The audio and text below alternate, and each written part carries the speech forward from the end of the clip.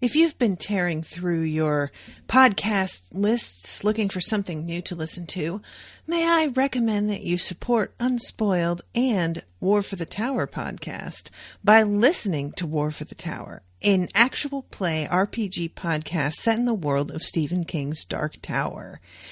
It has some seriously unsettling elements and is aimed at correcting some of Stephen King's more egregious errors with the Dark Tower universe.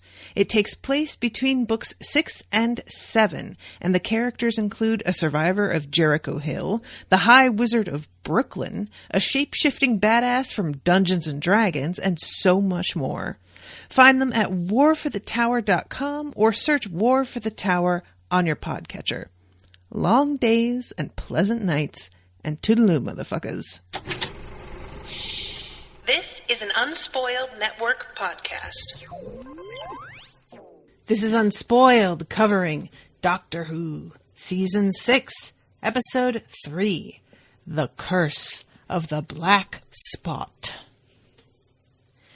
In this episode, there is an actual black spot that appears, and then a siren swoops down from the heavens to sing beautifully to you, to lure you to a watery grave. Except she's actually here to help and take care of you, and everybody just doesn't understand her. And maybe if you just listen for a second, as usual, we just have to open our minds. Welcome to Unspoiled.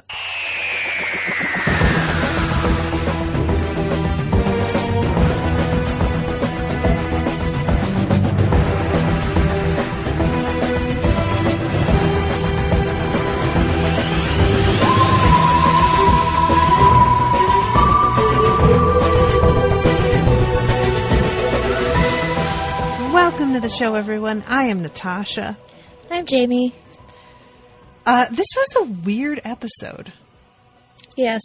I don't know what to make of this one. I really loved the look of it because just, pirate stuff is just a fun time aesthetically. Mm-hmm. And they really went to town with the pirate look and the treasure and all of that. So, and all of the deep fog and darkness with the candlelight and the lanterns.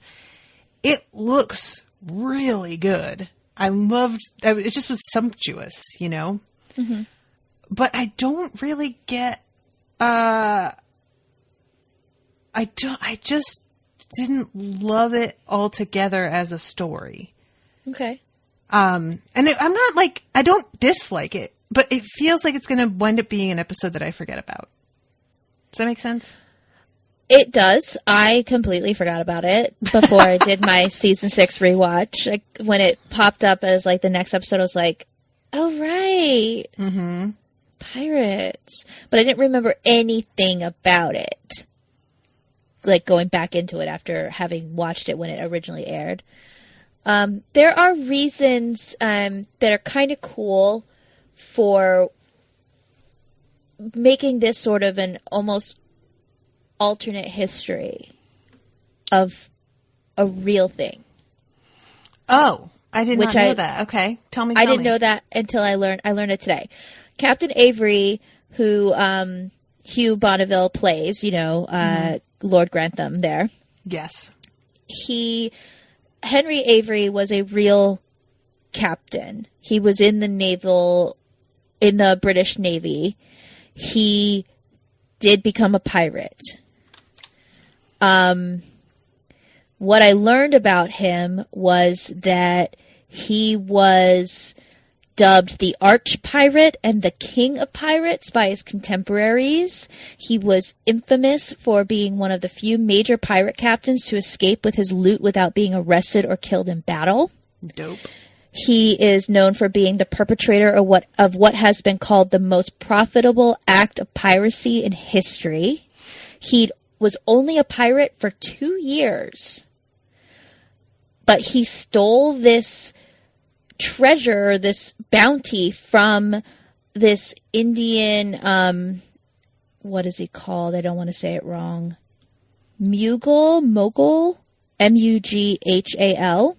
No idea. I haven't heard that word before. His It was his most famous raid. It was a 25-ship convoy that was carrying the treasure to Mecca for this Mughal. And Avery raided them, took their treasure. It was like 600,000 pounds in precious metals and jewels, which is the equivalent to around 91.9 million pounds in 2020. Making him the richest pirate in the world. It caused considerable damage to England's fragile relations with the Mughals, and the combined bounty of £1,000, which was an immense sum at the time, was offered by the Privy Council and the East India Company for his capture, leading to the first worldwide manhunt in recorded history. He was not caught, and he disappeared, vanished from all records in 1696. Nobody knows what happened to him, and his treasure was never found. I really wish this episode had been more about all of that. I'm going to be honest. He's a fucking badass. That's like an nuts. Amazing pirate. So I like that at the end of this, he like sails off in a spaceship, and that like gives that's an what alternate happened to him. History where that's how he disappeared. He like joined this alternate reality boat with this siren and went off to space. Why not? Why not? Wow. I mean, how many people have looked for his treasure? That has to be an obsession for some people out there. I don't know. I'm not even, a particular, enthusiast. It's too uncertain. I like a sure thing. But even I feel the siren call, as it were, of, some mysterious disappearance with, wealth that is just beyond the imagination. Yeah. I mean, that is, what did you say, 92 million pounds, the equivalent? Basically, 91.9 million pounds. Jesus. Is the 2020 equivalent of what he got away with. That's lunacy. Okay. Well, shit. Yeah.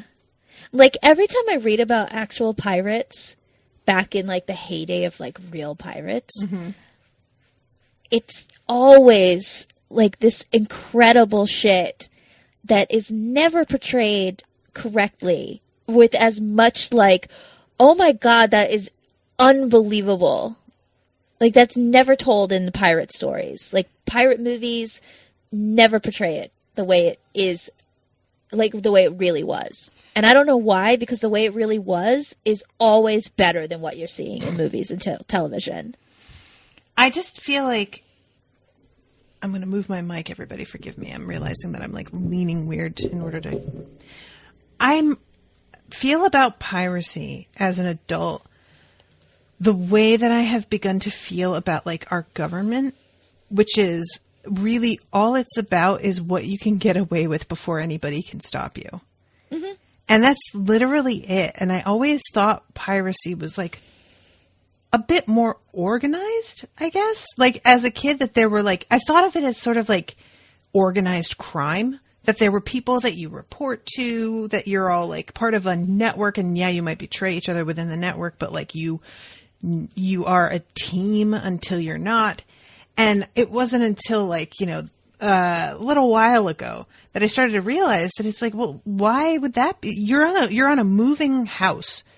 You can go anywhere and never go back to where you came from.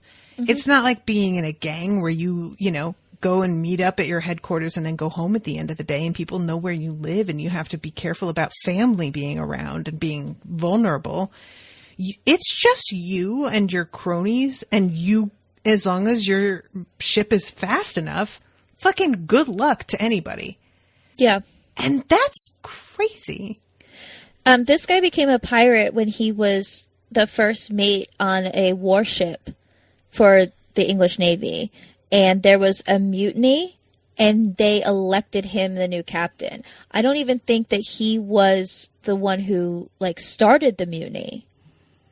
But once they mutinied and took control of this ship, they elected him the new captain, and the ship was called the Fancy, which is adorable. I hate it. Fancy. My ship is fancy. I really am hesitant to even say this because this is such a great idea that I'm sure somebody has done, but I want it to be done to the level of, Grand Theft Auto? Mm-hmm. And how insanely detailed that game is. Well, I've never played it or seen anybody play it, but I've seen like pictures and whatever. So okay. Sure. It's like it's a map that's 100 square miles, I think, where any building you go into has been fully built and fleshed out, and there are individual people in it, and it's every square inch of it has been plotted out and figured out, and down to like fucking wall outlets and everything. It's just so much. And it would be so cool if they came up with like a pirate version of Grand Theft Auto. Well, there's Assassin's Creed had a pirate game. Was it like that? It was dope. It was so good. It was like American Revolution, I think is like around, maybe it wasn't American. It was the 1700s though. Like, so around the time of the American Revolution. But that wasn't the sole like focus, but it was a pirate game. I actually made Jason buy it. And I don't play, I just wanted to watch him play it. It was really cool. You would get little pirate shanties and they would like sing on the boat. They would like, you'd catch them because they'd be floating on pieces of paper and you'd catch them. And then the crew would start singing little shanties. Oh really God, cool game. That's funny. I will say that's the one place that Animal Crossing really falls short. KK Slider's singing did not do it for me. Don't love it. Oof. I got so excited when that concert was about to happen, and then he started, and I was like, oh, no. And you can't get out of it. No, you just have to sit there. I just turned Yeah. the volume as far down as I could. Anyway. Yeah. So, all right. This episode is, we start off with like seeing this hoard of riches in the candlelight, and this captain, as you say, Lord Grantham, slowly turning to this dude who was like sweating and anxious, and the guy has cut his hand somehow, and the dude, the captain pulls up his other hand, and we see the black spot in the center of his hand, and he basically tells the guy, I don't know why you're in here talking to me, because you're going to die, and you know you're going to die, so nothing I can do about it, is pretty much the attitude there. And this dude tries to say that he has to escape and runs up on deck carrying his pistol. And the captain has locked the door and then ties a medallion on a like leather thong through the bars of the door to sort of keep them safe, I guess. It's a very reflective medallion. And we find out later that is the problem, is the reflection is part of what this being, I don't really know what to call it. Yeah, she's not really a siren. Like, it plays on the siren myth, but then once we find out like what she is, she's not really a siren. Yeah. She's a nurse. But she's like a ghost nurse. Yeah. I want to give her a name. What's a good nursey name? Rory Pond. Oh, no. He's a nurse. Yeah, but he's in the show. I know. I don't know. Nurses are anybody. Anybody can be a nurse. I just keep thinking Nurse Ratched, and then I'm like, no, that's a bad nurse. We don't want that nurse. Yeah. So it is too bad that they didn't give her a name. She's just, even in the credits, she's just called the Siren.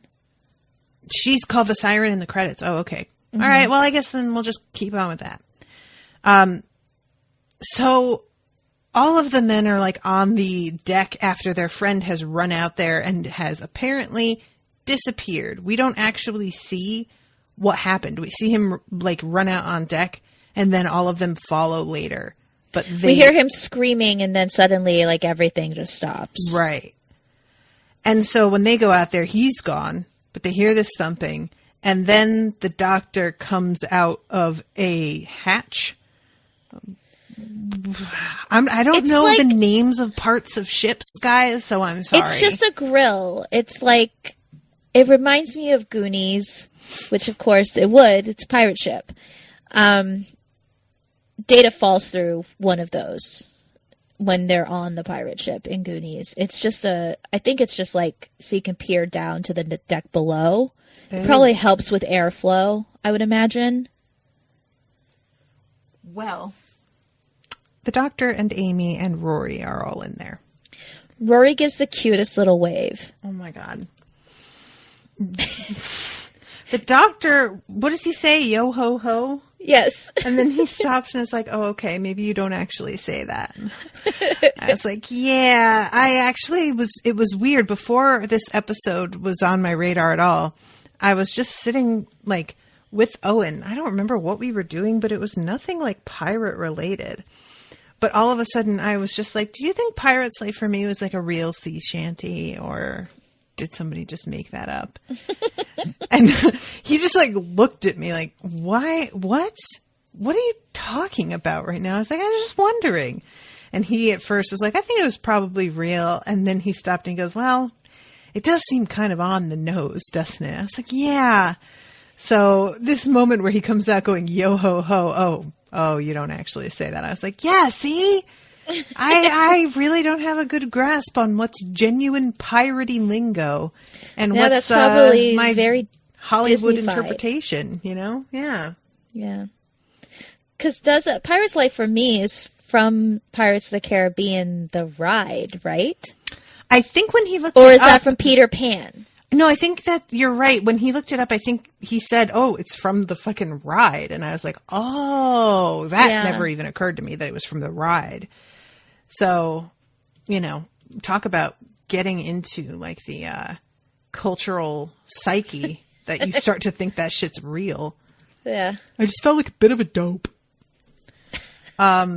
Anyway, okay. So, of course, these guys assume that they were stowaways. They have been becalmed for 8 days, we find out. Yeah. And I really want to know how they thought these guys were like on the ship and not starving to death and also never seen for 8 days. But honestly, what other explanation would make any sort of sense? There isn't one that you would think of if you didn't know that they can travel through space and time. Yeah. So like my initial reaction when he was like, well, obviously you're stowaways. I'm like, you jag. How could that be true? What do you look at this? And then I was like, oh, but what's he going to think? That they have a time machine? He doesn't even, like, that's not even a thing. There's no stories about that yet. And then later, there is a stowaway. That's true. That's true. Of course, true. He's been down with, like, the gunpowder and stuff, but also probably had snuck some food at some point, and he was also with the clean water. My immediate reaction was but he is very small. I can understand with him how he was able to sneak out and get food and never be noticed. These three. I mean, yeah. Amy's like fucking... She's a very long human being. She's very gangly, but so is Matt Smith.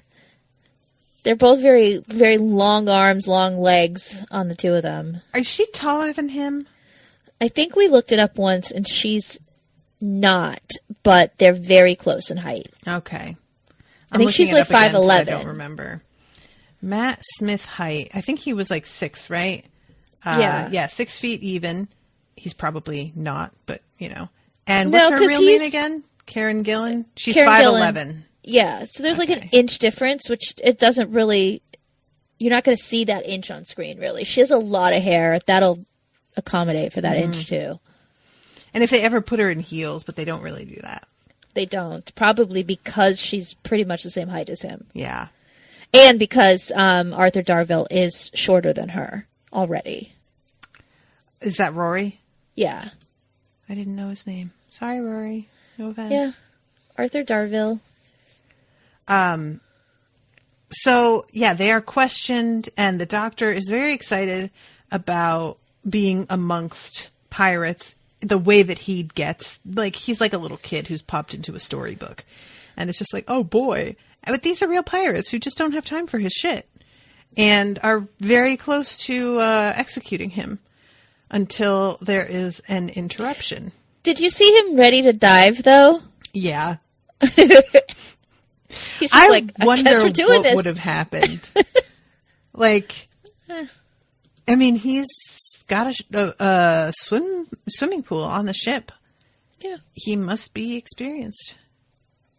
Anyway.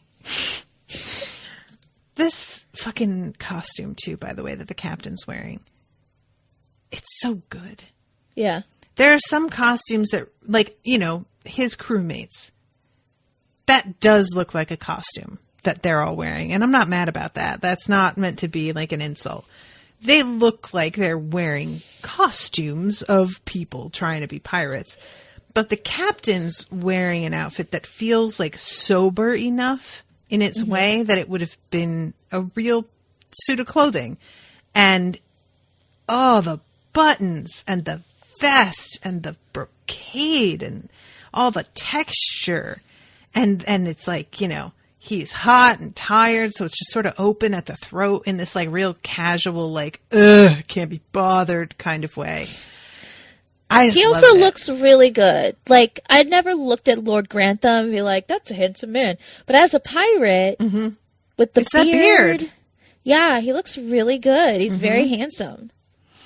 I am always a fan of the contrast of like a rugged look, like the beard and the brow, against elegant clothing. I feel like that really works well a lot of the time. There's some Silver Fox Facebook pages I followed for a minute that had some older beardy men in like tuxes, and it's a good look. So the doctor's like on the fucking walking the plank, talking about how this guy shouldn't be jealous and threatened because he's also a captain, because his ship is bigger and he's also got boots and a hat. And later on, when they go onto the TARDIS, he's like, sorry, I totally lied about how your ship is bigger than mine. And I was like, you don't need to talk about that, sir.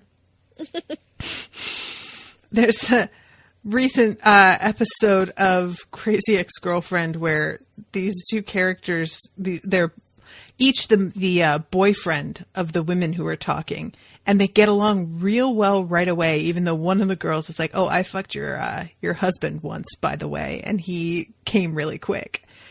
And her boyfriend at the time just says to the guy, hey, don't worry about it. It's not about how long you last. It's about the size of your penis. And then high fives the guy. I just like, why are y'all like this? Why do you do this? You can't help it. Even the doctor, well, you know, I said your ship was bigger. I was being nice. My ship is way bigger. Sir, stop it. He even brings up, are you compensating with that gun? Yeah. Doctor, stop it.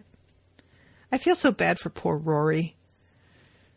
He's over here genuinely concerned about his wife who is being gripped up. Now, granted, she gets away and gets a sword and a pretty dope hat, so she's fine. But he's over here like almost crying because he's so concerned. And the doctor's just jokesing. And honestly, I really feel bad for Rory because it's not just now. He takes everything. He's so sincere. And even when there's actual danger, when they really should be more worried, the doctor never like lets him feel worried. It's always a joke, you know? Yeah. I kind of want the doctor to one day be as worried as Rory and to not dismiss it or immediately fix it or whatever. I'm just saying, like, I feel like Rory's always alone. That's just sort of his, like, role a lot of the time in this. Yeah. He takes it all very seriously. It's, you know, maybe he hasn't been around the Doctor enough to know that most of the time we're probably going to get out of this. So I shouldn't worry too much yet. Let me ask you something. Is Rory still a robot? No. How not? Okay. So the Doctor rebooted the universe. And in doing that, they lived their lives, got married, couldn't remember really anything. And then when he comes to their wedding, they both remember. And then a couple episodes ago, he asked Rory if he remembers being a Centurion. And Rory said he does, not all the time, but he does remember it. So it's like these two lives that they lived exist sort of side by side.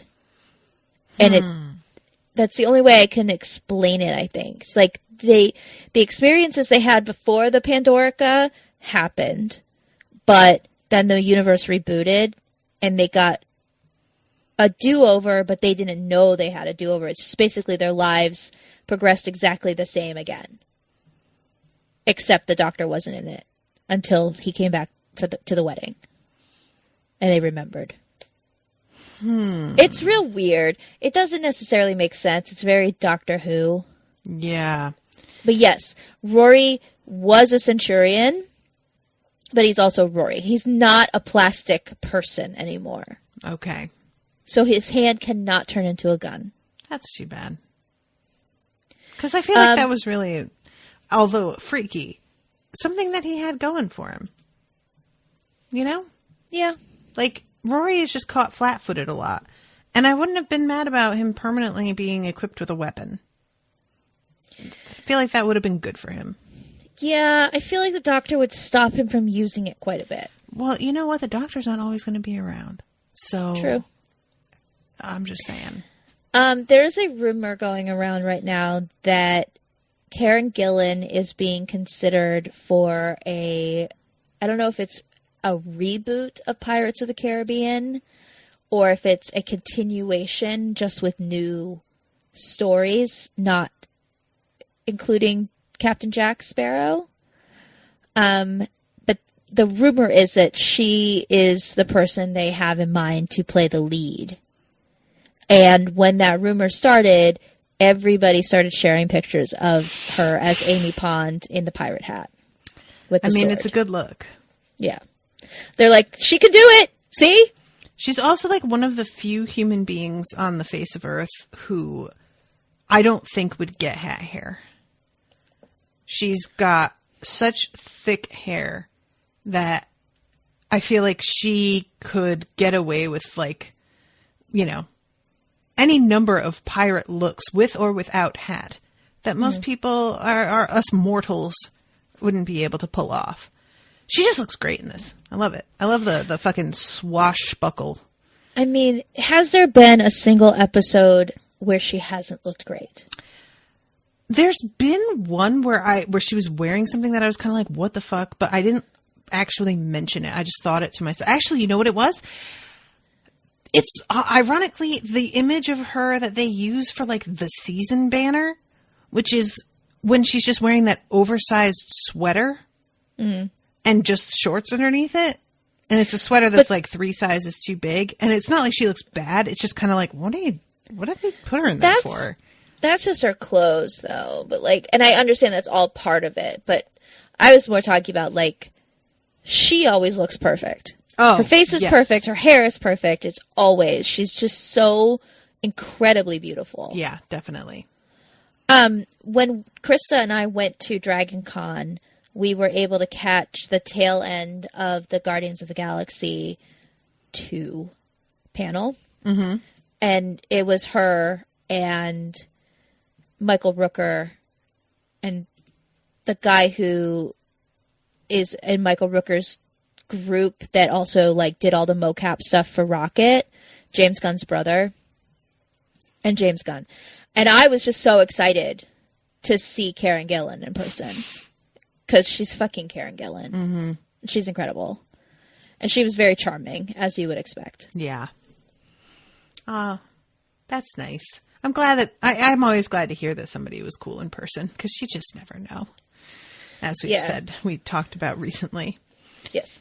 All right. So she interferes with her sword and gets them to drop the gun and goes up against a couple of pirates, not realizing that the very act of drawing any blood at all is what they are so concerned about. She thinks that I think she's a little bit surprised initially at the,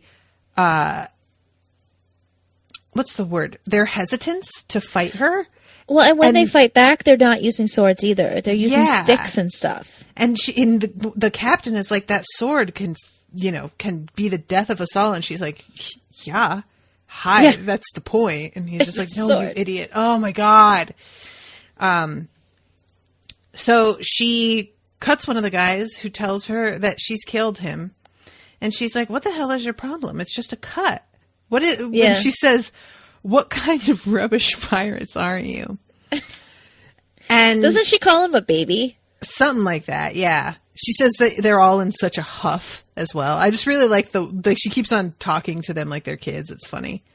And as she's swinging around, really feeling like a badass, Rory jumps in to help, and he winds up accidentally drawing blood when he grabs the rope and kind of skins his...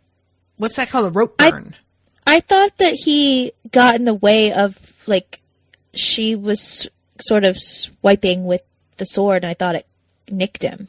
Oh, is that it? I thought it was a rope burn because it, like, looked... Okay, maybe that is it. But yeah, this is when Rory sees the black spot appear all of a sudden on his palm, and he's saying to the doctor, what's this? What's that? What's happening to me? And the doctor, when he hears them say that she smells blood, she's in the ocean, she'll come for you, he says, we've managed, what does he say? That my subtitle here says, we've managed to bagsy a ship. Is bagsy a word, or is that just a really bad subtitle? I don't know if that's a word. I'm looking this up. Bagsy, Urban Dictionary. To claim something for yourself. There is no higher authority than a bagsy. Once someone has bagsied something, it can't be taken away. So it's basically like calling it. Okay. It can't be taken away. Similar to yoink. Thank you for that clarification, Urban Dictionary. Well, next time I take something from someone, I'm going to say, yoink, now it's mine. I bagsied it. You can't stop me. It's in the rules. So basically, we've managed to yoink a ship where there's a demon popping in. And he is very, very excited about this, even though poor Rory is over here with a fucking spot on his hand. Concerned. Understand. Doctor, can you just not treat everything like a wild experiment? Just now and then have a little bit of empathy for the fact that somebody is like, worried and much more at the mercy of creatures than you are, because I think he forgets how vulnerable humans are sometimes. As much as he tries to say that things are for the good of humanity and he's watching over, he always slips his mind. He always seems to sort of not realize that not everybody can just fucking regenerate if it goes badly.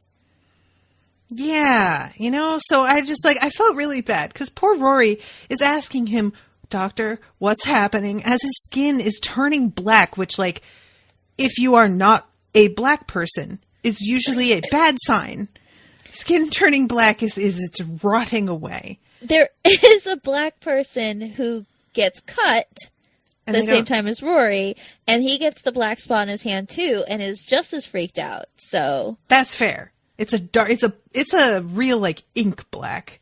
Yeah. So and like no matter what the situation, if suddenly a big black mark is on the palm of your hand, you're going to be like, "What the fuck? Mm-hmm. What is happening? This can't be good under any circumstances, unless you." Like held a Sharpie to your hand and let it just bleed all over you. Right. Yeah, I just don't.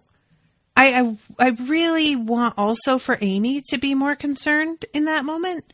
She seems to be more staring and going, I don't understand what. And I'm just like, I mean, I want you to work up some worry also. I just don't want Rory alone. I'm very protective of Rory. Okay. Yeah. Yes. Agreed. I mean, that's just where I'm coming from here, is that I want everybody to sort of feel like anybody cares that he's in danger at this point. Well, Amy is very like when the siren comes, which happens next, mm-hmm. she is holding Rory back because the siren starts singing, and these two with the black spots on their hands just go like cartoon, like a dur. And, like, just want to go right towards it, like the old tales about sirens told. Right. You know, she would lure ships, not men themselves. The men were directing the ships, but the sirens were directing the ships to the shore. To the rocks. To the rocks, yeah. So that they could then kill the men. Mm-hmm.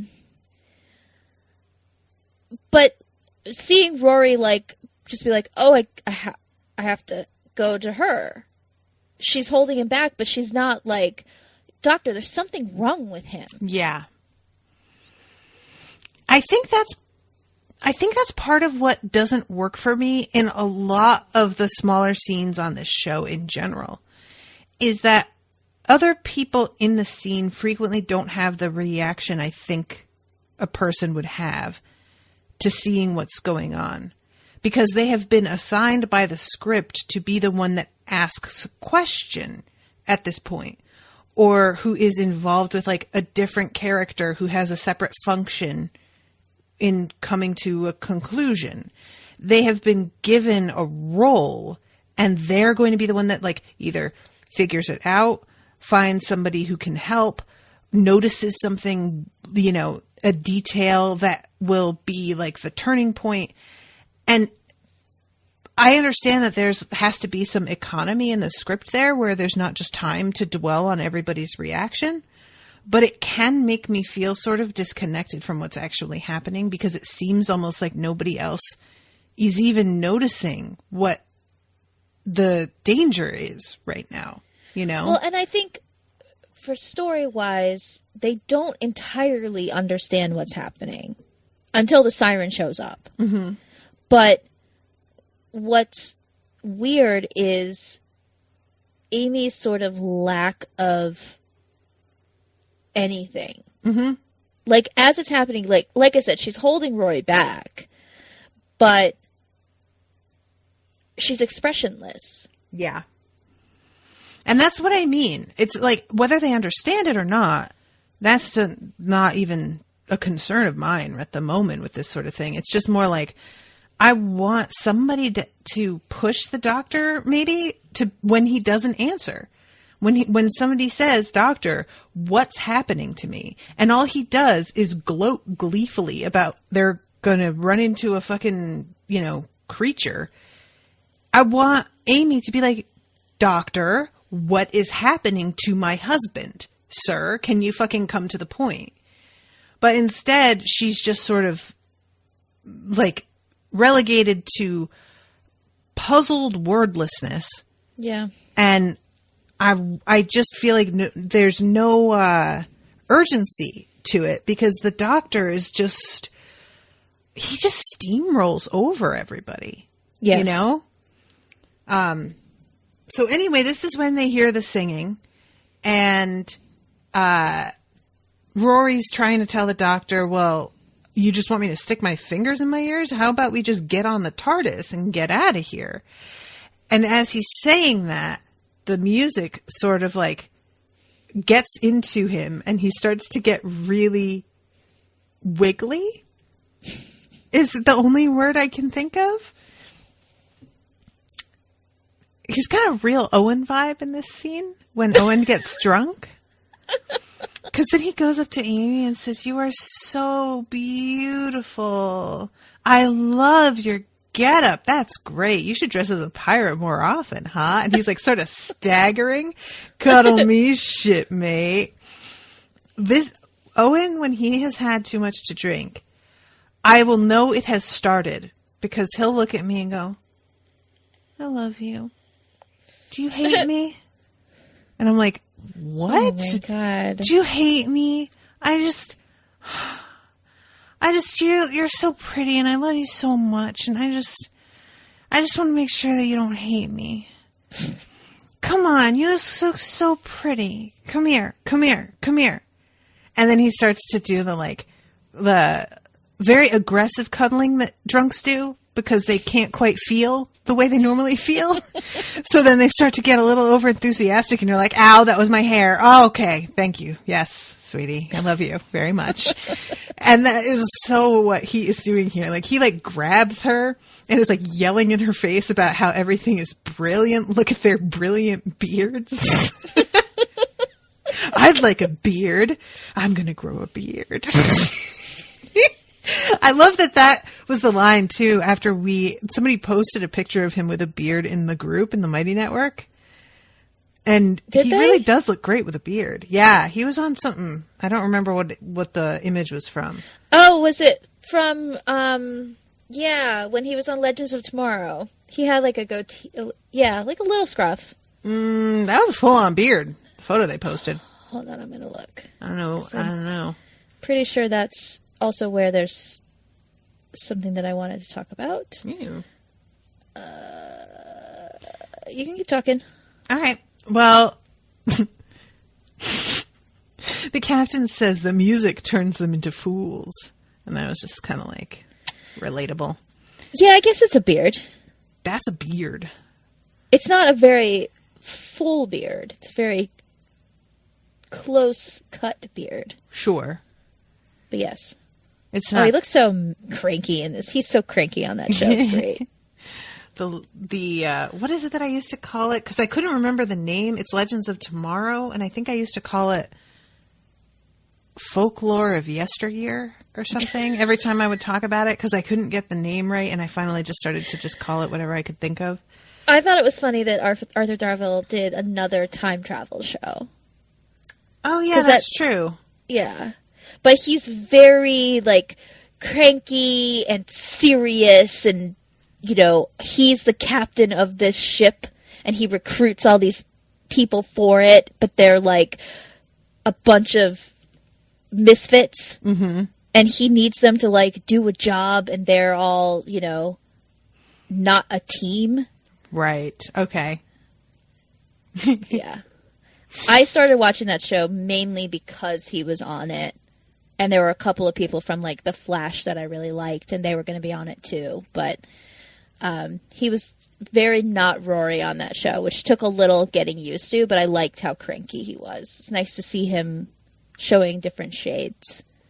Honestly, I could do with some cranky Rory.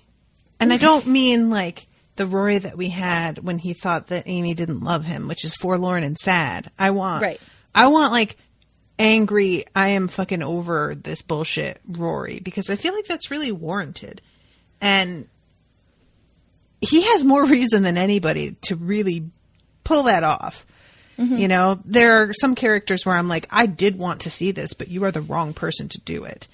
But Rory has so many bones to pick at this point that he could just fucking, throw a dart and it would land on something that I'm like, yep, that's a grievance. That's fair.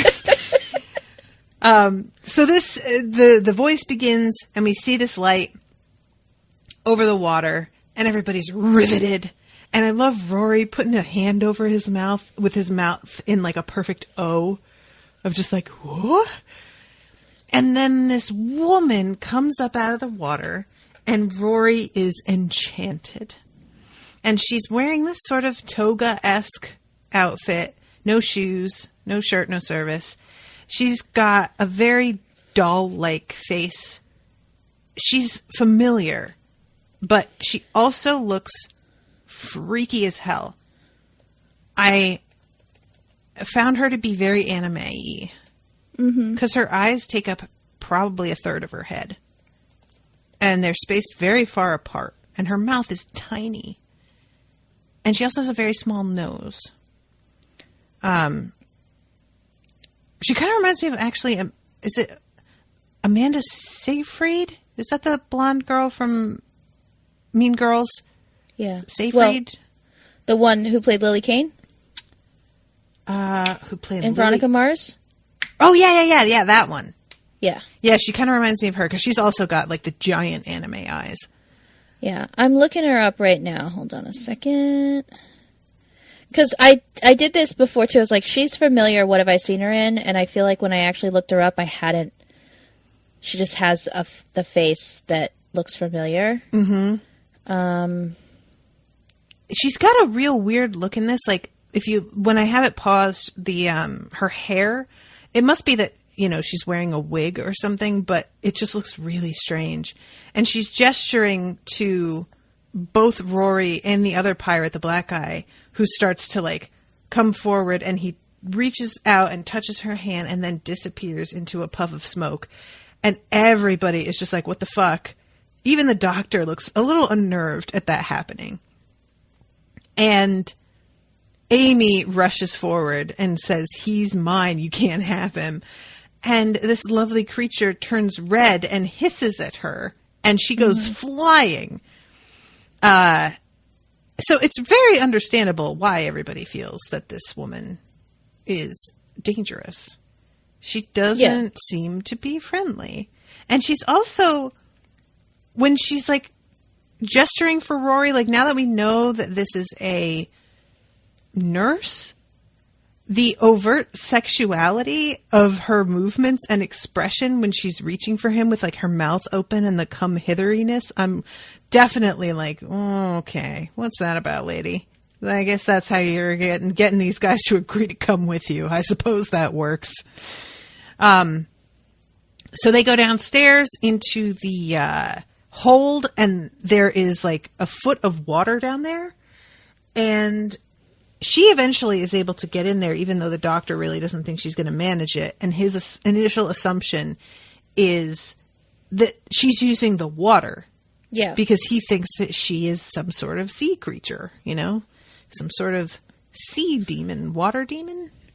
The king, I was going to say the king, but he's a pirate king, so I guess that's fine. He is calling it a curse. And the doctor has nothing but contempt for that whole concept, the concept of curses. So as they're down there in the water, one of the pirates has a leech on him.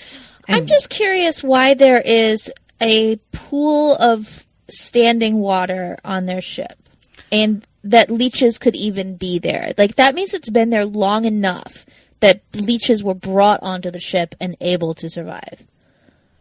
So I have no actual knowledge, but I assume this is what's called bilge water, and that ships leak, and that bilge water will build up.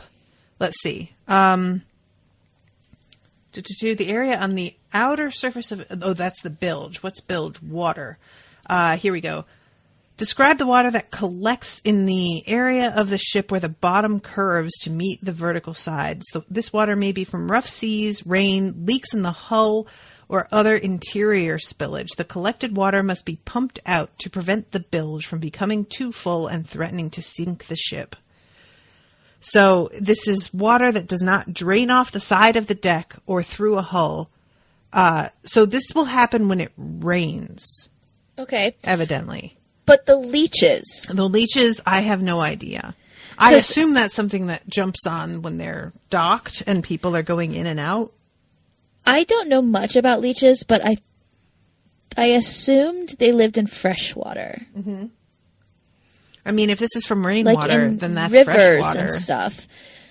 Yeah, but it's not like leeches come down with the rain. I wouldn't think so. Are leeches on ships?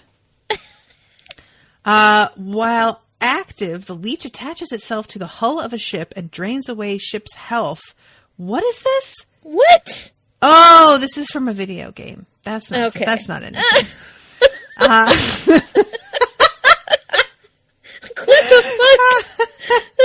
fuck? That's amazing. Yeah, I don't see anything about like an answer on this. How do leeches remove waste? How to ship leeches? That's nothing. Yeah, I don't know. I got no answer for you, Jamie. Google failed me.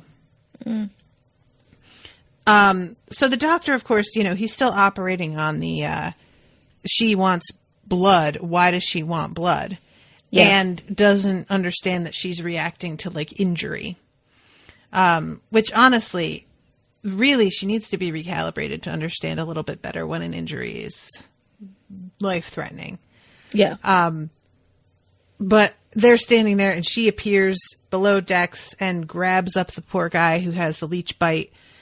Rory keeps on trying to get to her and Amy keeps having to hold him back. At one point he says that she's the most beautiful thing I've ever seen. And Amy's like, oh, really? And later on she mentions it to him and he's like, oh God, did I say that? So yeah, the doctor comes up with like, oh yeah, he calls it bilge water. The doctor says bilge water right here. Ugh. I went through all that.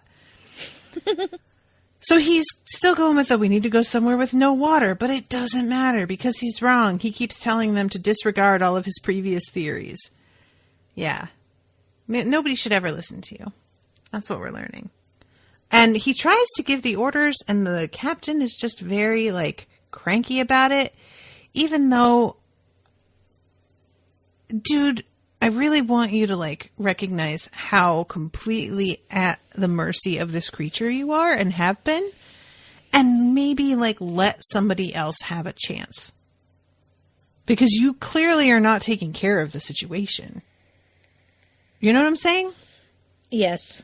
Like, you got your opportunity to try and fix it. You didn't. That's fine. I'm not mad at you. This is far outside of your purview. But now, back off. Here's a person who's like obviously knows some things that you don't. Give him a second. Give him a chance. Maybe he will be helpful to you. That's all I'm saying. Just give him a minute. He's pointing his gun and shit. Dude, chill. Just be cool for like a minute. So they go up to this room that had been locked. The key to get in there is gone, and the door is already open. The armory, that's right. It's the driest, because the doctor says they need to get to the driest room on the ship, and so they go to the armory where they keep all the gunpowder, which you would need to keep dry. Yeah, and this is when they discover the stowaway, who is the captain's son. Yes. Ah, this captain's wearing these gorgeous, like, red leather gloves. I love it so much. This kid's in a fucking barrel. My great-grandfather stowed away on a ship from... Well, he's from Lithuania. I don't think that's where the ship originated. But he was 13. He was orphaned. And the story I was told was he was found in a barrel. Oh, my God. On the ship. Yeah. That he hid in there, and they found him. But he was this kid. They were already in the ocean. So they were just like, well, you better work then. You better work. And then he got to Boston and got off the boat. Well, I guess it worked out for him. Good for him. What are they going to do? Throw a 13-year-old kid overboard? You know, they probably could. I mean, who's going to know? That's what I mean about pirates. You could do whatever. It wasn't a pirate ship that he stowed away on. I know, but I'm saying, like, you could do all kinds of shit on a ship, and as long as nobody decides to say anything, there is no way for anybody to know. And that is so scary. There's no repercussions. There's no, like, there's barely even motivation of a basic kind to, like, follow any sort of rule. Yeah, look at the modern day pirates that, like, that whole Captain whatever Tom Hanks movie. Phillips. Captain Phillips, yeah. It just took over a container ship. It's too chaotic. I don't like not having, like, rules, man. I need rules. I like them. You wouldn't make a good pirate. I would make a terrible pirate. Actually, you know what, though? I bet that my tendency to want rules so bad, I would, like, once I've realized that there are no repercussions, because I like rules because I am afraid of authority. And I want to, I have a fear, like a shame, you know, I experience shame. But if you're amongst a bunch of people who shame you for following rules, what if that would kick in the opposite way?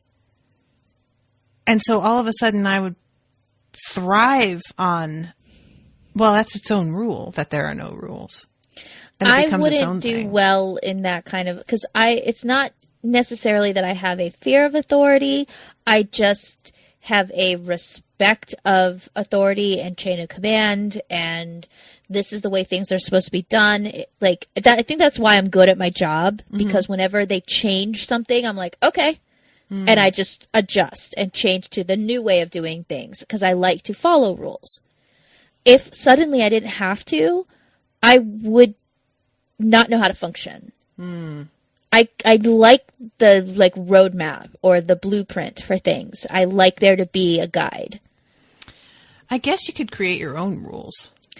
I would have to, because I wouldn't be able to deal with anarchy.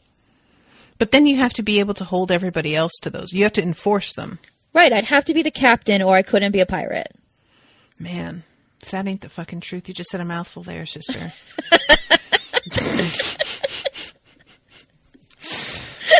That is why I have this career.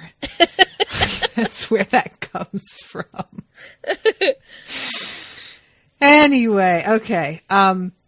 So the captain, we find out a little bit later that he basically like abandoned his son and his wife. Yes, and I mean, I don't know how true that was for the real guy. He was a Navy captain. He did have a wife and a son. His son's name was Toby. I didn't dig that deep in to see if they died of typhoid or not. Okay. But I think what happened was he became a pirate. He was only a pirate for 2 years before he disappeared. So in this story, he became a pirate, probably didn't want to tell his family that that's what he had done. Well, his kid finds out, especially after one of his crewmates is all like, you think your dad's a good guy. I've seen him do some real fucked up shit, kid, so. Yeah, like he stows away not realizing that they're pirates. Mm-hmm. And he's like, he's an honorable Navy captain. But then the other guy's like, we sail under the Jolly Roger. Your father has killed thousands of men. Yep. Which, dude, you've been on this ship. They've been 8 days becalmed. You haven't started to suss out that there are no uniforms yet? You haven't noticed that these people are definitely not. Look, he's a dumb kid. Navy. He's in a barrel. He's sick. He's a dumb kid. He's in a barrel. He's not watching them. Oh my God, I don't know why that struck me as so funny, but that was hilarious. Dumb kid in a barrel. Yeah, so the kid just gets his picture of his noble father punctured. The balloon is... I said the picture got punctured, but that's nothing. That doesn't matter. If he gets the balloon of the idea... Poked out his eyes a little bit. That his dad, that was punctured? His dream is punctured? Yes, sure. I don't know, Jamie. I feel like I might need to retire.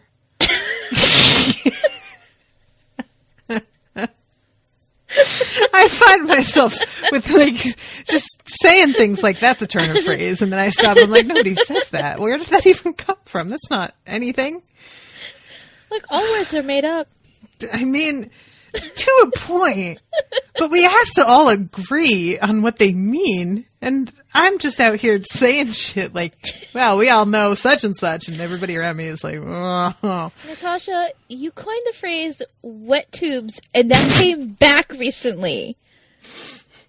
Somebody referenced it in a comment, and my response was wet tubes in all caps. Who referenced it in a comment? What were we talking about? I'm sorry. One of our listeners said something about they were listening to some of our old Doctor Who episodes and was just like laughing hysterically. Oh, and agreed that like with what you said about how peeing is stupid. Oh my God, peeing is the worst idea. And I responded with wet tubes. As you do. That's not a phrase. You made it a phrase. I'm a real trendsetter.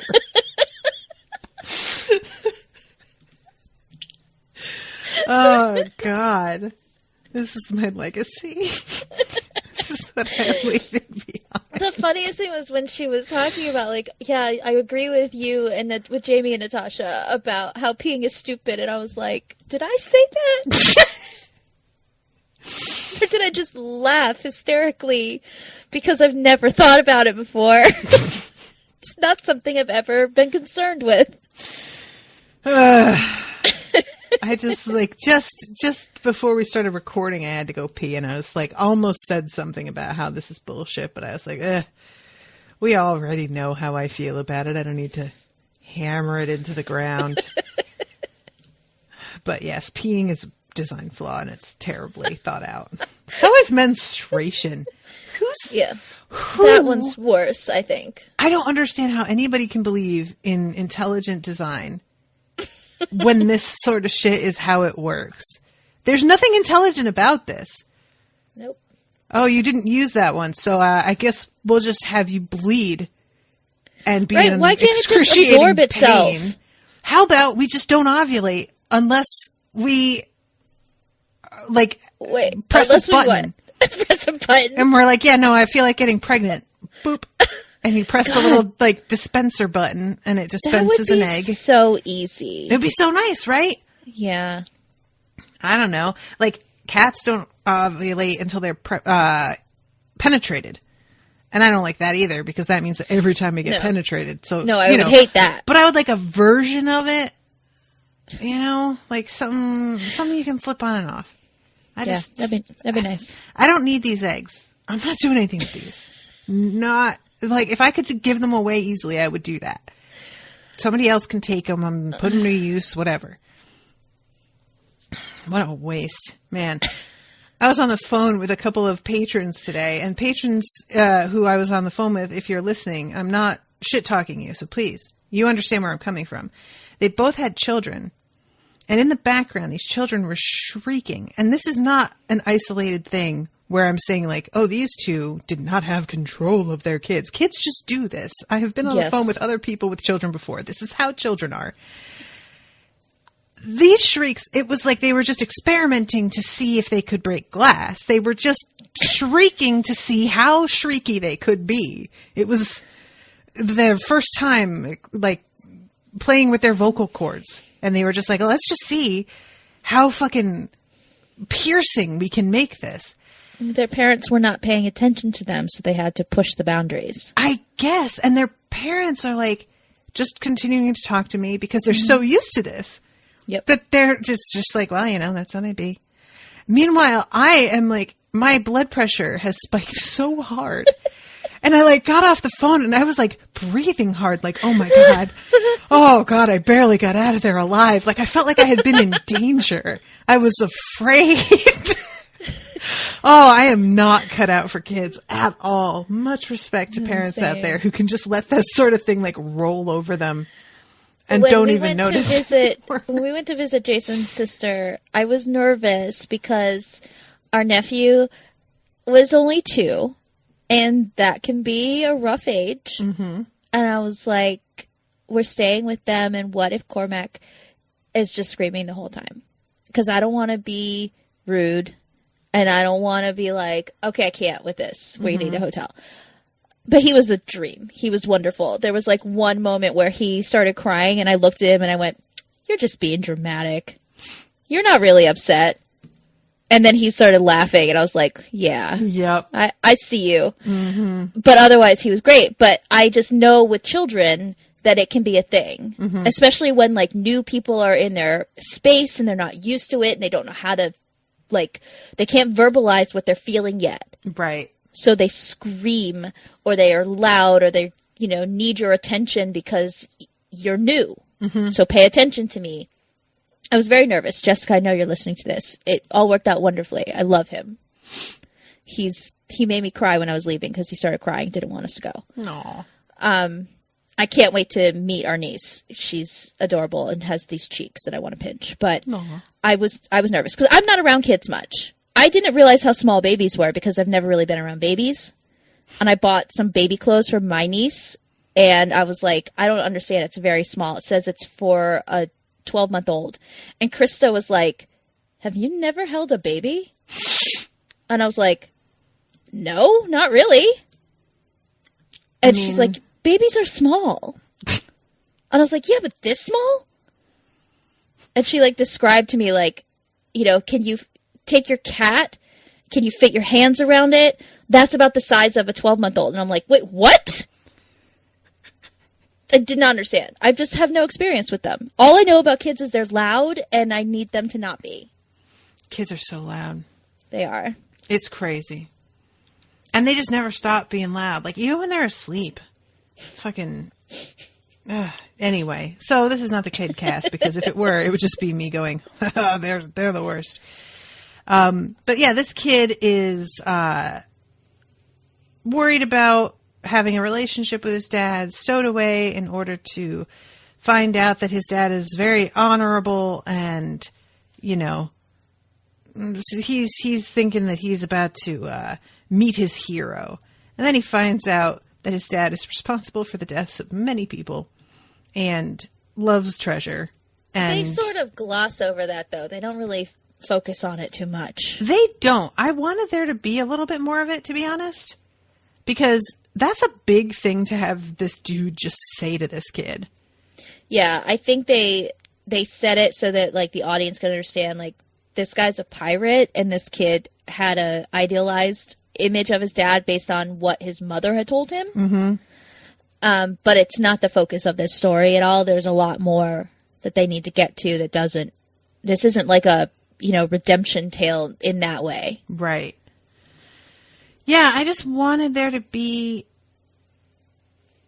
Like, if he's gonna say that, the kid basically just yells at him at first, like, "No, that's not true." And then everybody around him, and him being the guy who just said this to the kid, kind of just looks at him like, "Hey, I don't know how to tell you this, but that's exactly correct." Yeah. And I don't know. And the kid like pulls a sword on him. Yeah, this kid goes crook, as the Australians in the books that I am reading say when they're talking about somebody going crazy / angry. I'm realizing as I say it that that's not a common. See, this is what I'm talking about. We all have to agree on what words mean. It's like in Dairy Girls where they say something about it being a crack, and I'm like, what? Right? Such weird, like, and once you hear it a few times, all of a sudden you're like, oh yeah, that makes sense. But there's another thing in these books where they'll say, oh, she'll be apples. And that means like, she'll be fine. She'll be okay. But that's got to be shortened from something else. It comes from, because I looked it up. I was like, what do they mean? It comes from, she'll be apples and spice. She'll be nice. She'll be apples. But you're not saying she'll be nice. Nice doesn't mean the same thing as okay. Right. So maybe I just find Australia that to be frustrating. It does. I don't know. Maybe. I mean, I always find it weird how in the UK people will say that like something that they just tasted tastes nice, because that is not like nice for me. If you call my food nice, I'm thinking you're being shady. That sounds to me like you are insulting me, but like being really passive aggressive about it. Right. Like how Shirley on on Community is like, oh, that's nice. Mm-hmm. Exactly. Very passive aggressive. So anyway, what I'm saying is, y'all better be careful around me if you're talking about my food, because I am going to be listening. Okay, so enough about this kid. We have the doctor bringing the captain onto his ship, and the poor captain having a tiny little heart attack. The doctor being like, yes, it's bigger on the inside, whatever. Like, he just doesn't want to have that part of the conversation. Kitchen that way, choice of bathrooms there, and there. Can I just say, guys, I appreciated that. Because I've been wondering how that goes. And I just liked having him point it out. Choice of bathrooms there, and there. Thank you. That's all I wanted to know. I would like to know what the bathrooms look like now. I would like a further tour. Do we ever get that? I cannot answer your questions. I am contractually not allowed to. These are your rules. See, this is the problem with being the captain. When you're the one who made the rule, then you can't be like, fuck it. Or maybe I can, and that makes me a real pirate. Tell me, Jamie, break the rules. I won't. I'm a Hufflepuff. I'm a rule follower. Prove your piratiness to me. Sounds like a threat. I don't like it. Prove your piratiness? Yes. It's really a bad threat. So the doctor is trying to use the ship to get to where these people went, right? Is that what he's doing here? I don't even remember what they're doing on the ship because it gets stuck. I don't entirely understand why they go into the TARDIS, except to maybe figure out if they can leave in the TARDIS. Or maybe he is trying to follow the siren. I kind of lost what was happening there. Okay. That makes me feel better. To be honest. I was like looking at this suddenly realizing, I have no memory of what they're doing here. I mean, I literally just watched it like a half an hour before we recorded, and I still, like, that one part, I'm just like, we needed a moment where they're on the TARDIS. And we needed to see the TARDIS, like, doing something where he's like, we have to get out, because it's disappearing. I forgot that the captain's like, oh, you're becalmed? And the doctor's like, don't gloat. I saw that look. Ha ha ha. His ship is rubbish. And he's like, yeah. Oh, I really enjoyed that moment. He just says true. And the doctor's so cranky about it. Well, that's what you get for being like, mine's bigger than yours. What did you think, sir? You just get to say shit like that? Back it up. Okay, so we have a couple of dudes who are going to abandon ship, I guess? That's what this kid, like, winds up facing off against them with a scimitar about.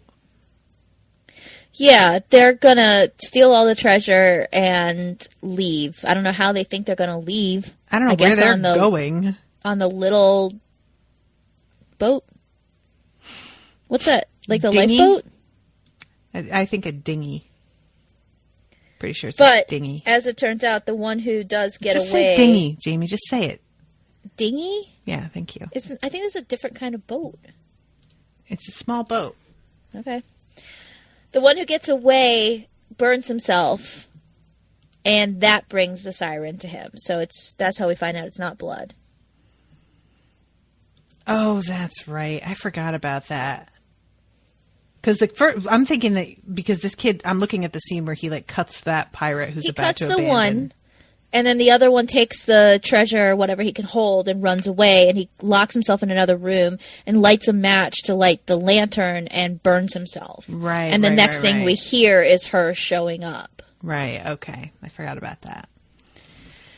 All right. So I'm going to jump ahead a little bit because there's a lot of like, it's actually reflections, shiny things, break the mirrors. But gradually things get to a point where the doctor is like, all right, we just probably have to all like agree to go where no man has gone before and figure out what the fuck is happening. And so they all poke themselves, or the doctor pokes all of them with a pin. Oh, well, before that, because there's stuff that happens to get to that.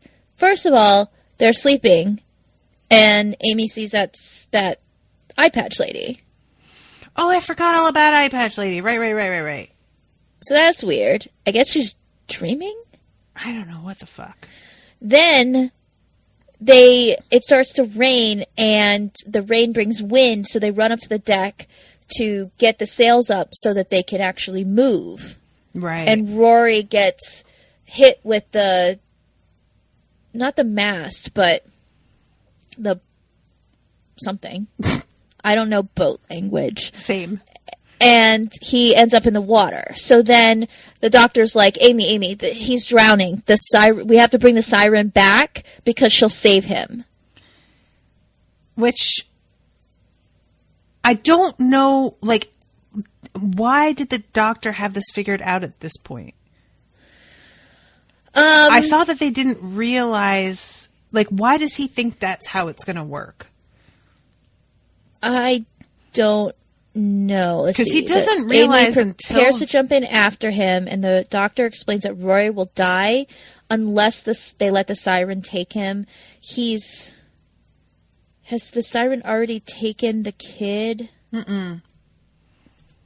The kid is still... The siren appears taking Toby. The doctor is able to throw the crown overboard before she can go after Rory, but then Rory is knocked overboard. Oh, yeah, she comes out of the crown. I forgot about how this goes. Okay. I don't know why the doctor then thinks, like, oh, wait, if she takes Rory, then he's not going to be dead. I don't know why he jumps to that conclusion, but he does.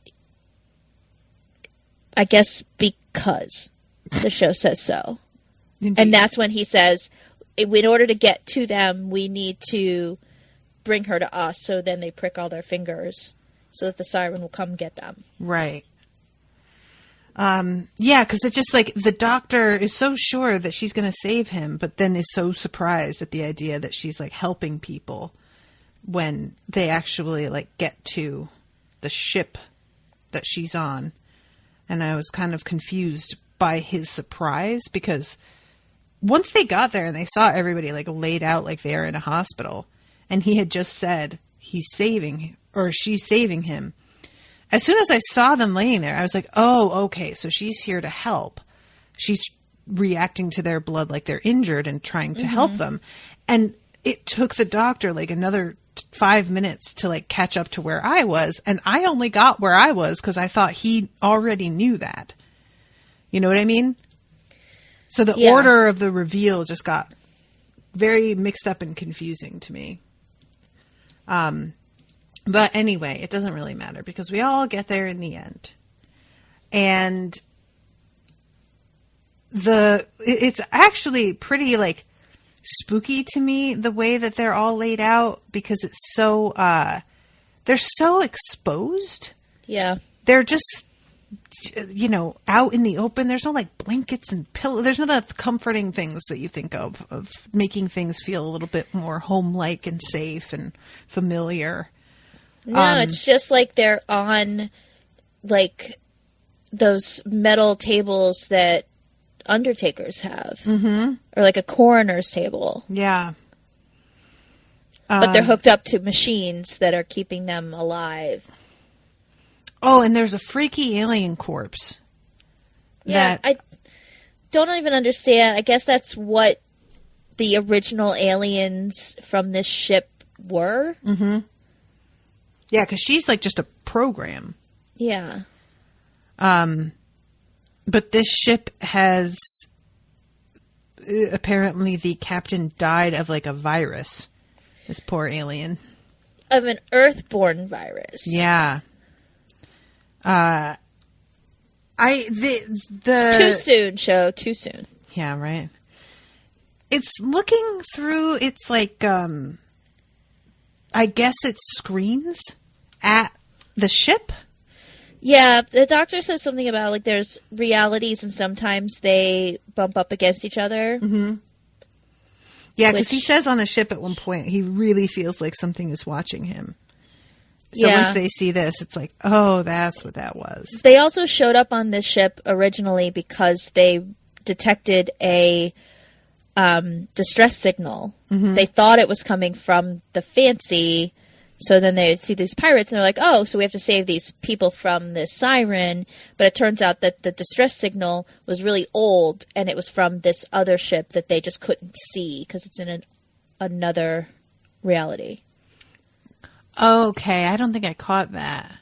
Yeah. All right. It's a spaceship and that's what was sending the distress signal, but it's been going for a really long time and the original crew is dead. And the siren doctor has been now collecting all of these people because she thinks they're going to die. So she's trying to save everybody from this earth disease. Mm-hmm. She wasn't able to save the crew. I guess her programming has evolved enough to think, oh, they have it too. Let me get them. Why is the pirate ship being becalmed a coincidence? Yeah, I think so. Okay. I couldn't tell. I couldn't remember if that was like, a side effect of something. No, I think it's just coincidence. It happened to stop being able to move right there, bumped up against this ship that it couldn't see, and then she started like, oh, he's sick. Let me take him. Gotcha. Oh, he's sick too. Let me take him. Otherwise, the ship would be full of hundreds of thousands of people potentially. And the doctor does say something later about if we have to get out of here because if we let her out, imagine, she'll just think everybody has to be taken. Yeah. Yikes. I mean, we do. Let's be honest. We are not doing okay. Maybe that's what happened in The Leftovers.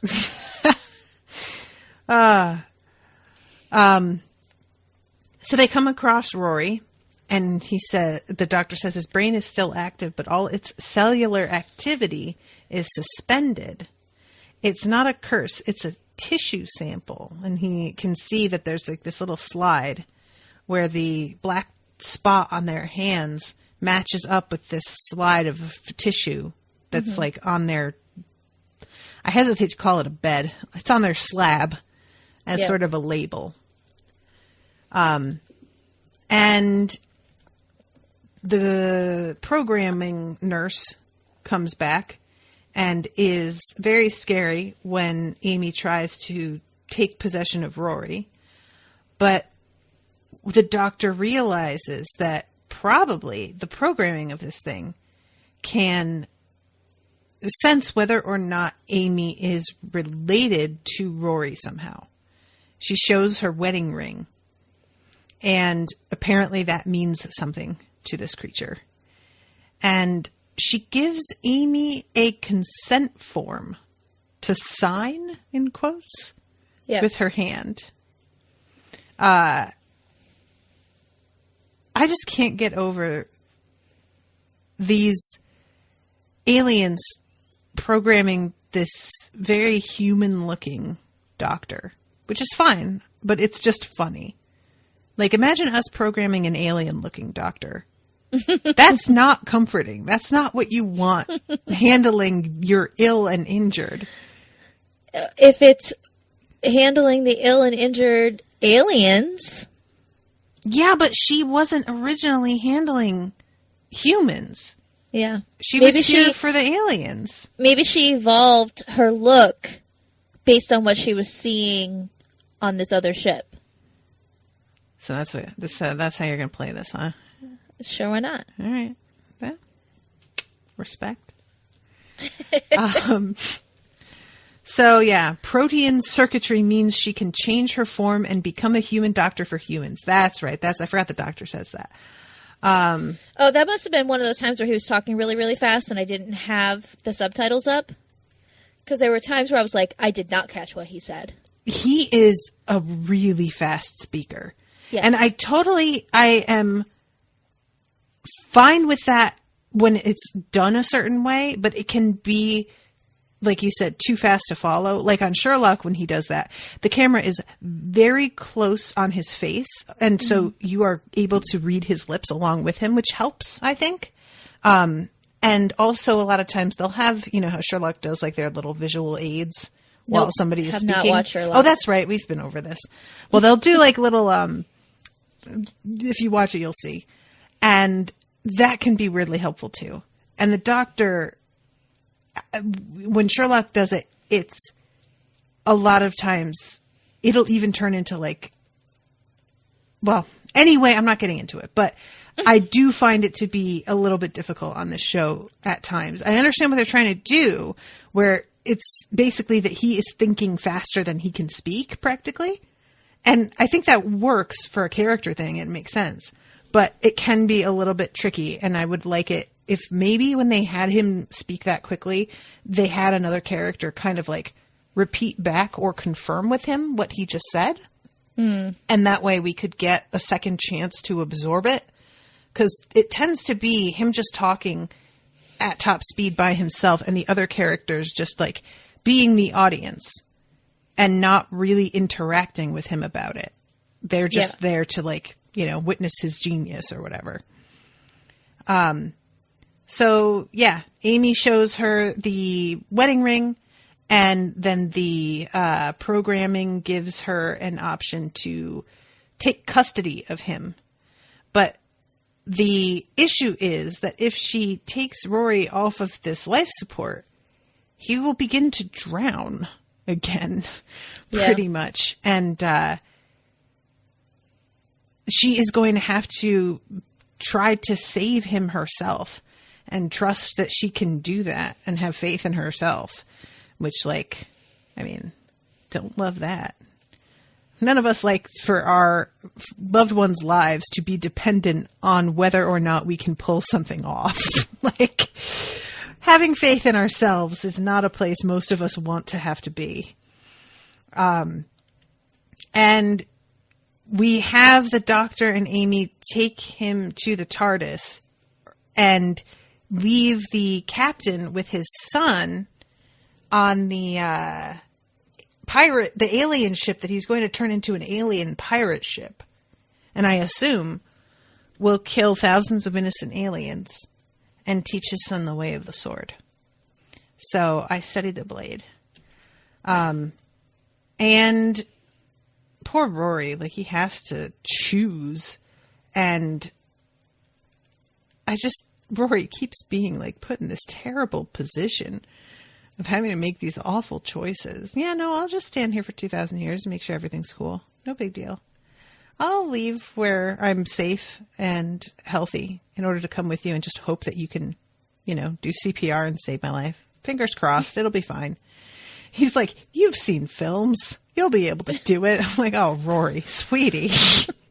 I'll explain it to you. I'm glad that they didn't show us him explaining how to do CPR, because I'm sure there would be complaints. Like, that's not how you do it. Oh, 100%. CPR has also changed. So there were things that we used to do that they've realized are like unnecessary at this point. But yeah, so while they're talking that out, that doctor goes and speaks to the captain about, you know, what's going on with his son. Apparently, you know, Toby here is going to be healthy. But once he returns to the Earth, it's only a matter of time. Yeah, if he unhooks from the machines, he still has typhoid fever. He'll die in a few months. But here, still, like, he could be awake as long as he stays on the ship, hooked up to the machines. And we see at the end, he's able to, like, not have to stay, like, on comatose. The slab. Yeah. Yeah. And he'll be able to live. I don't know if that means that he'll be able to age. That's an interesting question. I wonder. Man, Lord Grantham just like really has some eyes on him, don't he? All right, so we go to the CPR, and it's pretty like, you know that Rory's going to be okay, but there is something very pathetic about Amy in this scene, and she really sells it for me that she thinks maybe she didn't do it. Yeah. And I thought that it was just very well done. And her, like, it's not even just relief. It's almost like a disbelief when Rory starts coughing and wakes up, that she's almost like no. Is it because she doesn't want to get her hopes up sort of moment. You know what I mean? Well, it's so well done that I knew he was going to be okay. And yet I was like a little emotional. Like, I can't believe this is happening. And I had to remind myself, like, no, I know he lives. And I like the doctor also watching over and like kind of doing the afterwards. Like, the doctor can feel so immune to urgency that when people are fine, he'll just be like, yeah, I know they were going to be fine. Of course they're fine. And you're just like, oh my God, dude. But he seems to genuinely be like, thank God. He also remembers, which Amy might not remember, when Rory did die before. That's true. So he doesn't want to fucking watch that happen again. Right. Because this time there's no, like, you know, crack in space and time that's going to take the memory of Rory away from her. And he's really going on, like, okay, so we're just going to make this happen. You just have to give him CPR and he'll live. Right. That's true. I didn't really think about, like, him low-key being like, oh my God, please don't make me go through this again. I can't do it. I don't want to see this happen again. I don't think of it as like a selfish, like, I don't want to go through that again. But like, he doesn't want to see her go through it again. That's really what I mean, you know? Yeah. That's funny though. Just kind of, not again. We avoided it once. Can we just not? Okay, so they are hugging and delighted. We see the captain with his son over at the controls, looking very Han and Chewie, smiling at each other. It's a nice little moment. The crew members are able to live as well. Oh, yeah. I completely forgot that we see them like all slowly walk in and look around. Yeah, these guys are not ready. They don't even fucking have toilets. Like, how are they going to figure out how to use the bathroom? Everything about living on this ship is going to be alien in every sense of the word. So they're going to bed. The doctor looks up at Amy and says, "Good night, Amelia."